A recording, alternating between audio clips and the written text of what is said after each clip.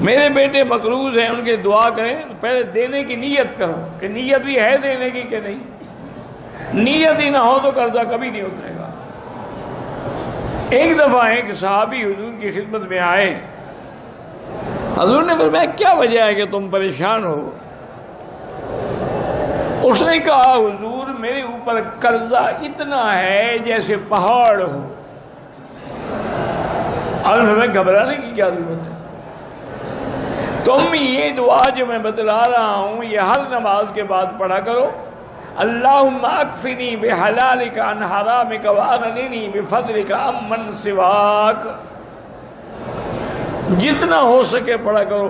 چند دنوں کے بعد صحابی کہتے حضور نے فرمایا اگر پہاڑ کے برابر بھی قرضہ اتر جائے گا۔ انہوں نے کہا میں نے پڑھا چند دنوں میرے قرضے اتر گئے، تم بھی پڑھا کرو۔